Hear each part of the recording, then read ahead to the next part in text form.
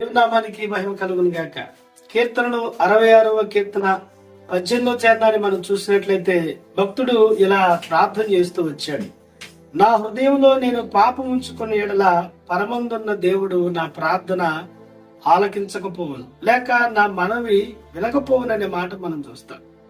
కాబట్టి చాలా సార్లు మన ప్రార్థనలో దేవుని మందిరానికి, దేవుని సన్నిధానానికి, దేవుని యొక్క చెవుల దగ్గరికి వెళ్ళకపోవటానికి గల ప్రధానమైన కారణం పాపం అనేది ఇక్కడ కీర్తనాకారుడు గుర్తించాడు.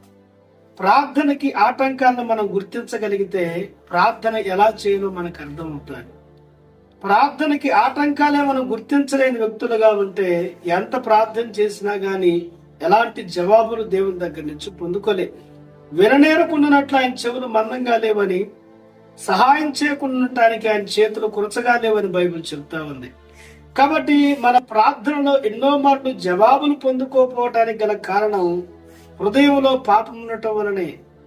ఈ హృదయంలో పాపం బయటికి కనపడకపోవచ్చు గాని హృదయ అంతరంగాలు ఎరిగిన దేవుడు హృదయంలో ఉన్న పాపాన్ని చూసి ఆయన ప్రార్థనకి జవాబు ఇవ్వటం లేదు. ప్రార్థనకి గల ఆటంకం హృదయంలో ఉన్న పాపం అనేది మనం గుర్తించాలి. రెండవదిగా ప్రార్థనకున్న మరొక ఆటంకం హెస్కేలు గ్రంథము 14:3 మనం గమనించినట్లయితే విగ్రహము అనే మాట మనం అక్కడ చూడగలం.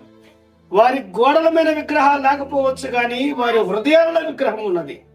ఆ విగ్రహం పేరే ఐగుప్తు. ఆ విగ్రహం పేరే ఐగుప్తులో ఉన్న ఆహార పదార్థాలు.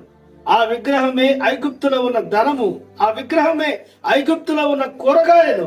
అందుకే వారు ఐగుప్తును విడిచిన ఐగుప్తు వారి హృదయంలో నుంచి విడిచిపోలేదు. కాబట్టి విగ్రహారముతోటి మనం ఎప్పుడైతే ప్రార్థన చేస్తామో, మనసులో మనుషులనే విగ్రహాలను పెట్టుకొని, మనసులో ధనం అనే విగ్రహాన్ని పెట్టుకొని, మనసులో పిల్లలనే విగ్రహాన్ని పెట్టుకొని, మనసులో దేవునికి అయిష్టమైన వాటిని పెట్టుకొని ప్రార్థిస్తే మన ప్రార్థనకి జవాబు రాకపోవచ్చు. అదేవిధంగా యాకోబు పత్రిక 6:1 చూస్తే మీ అవిశ్వాసం వలన మీరు దేవుని దగ్గర నుంచి ఏది పొందుకోవటం లేదని బైబిల్ చెప్తుంది. విశ్వాసం లేని వారు దేవునికి ఇష్టలు కారు. అవిశ్వాసముతో చేసే ప్రార్థన ఎన్నటికీ దేవుని దగ్గరికి చేరదు.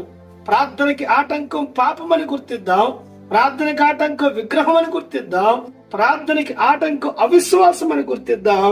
కాబట్టి మన ప్రార్థనకి ఆటంకాలను గుర్తించి వాటిని విడిచిపెట్టిన వారమైతే దేవుని సన్నిధిలో ధైర్యంగా ఆయన కృపాసనం వద్దకు వెళ్లి మనం ప్రార్థించగా ఆయన జవాబులిస్తాడు. పాపాన్ని విడిచిపెడదాం, విగ్రహాన్ని విడిచిపెడదాం, అవిశ్వాసాన్ని విడిచిపెడదాం.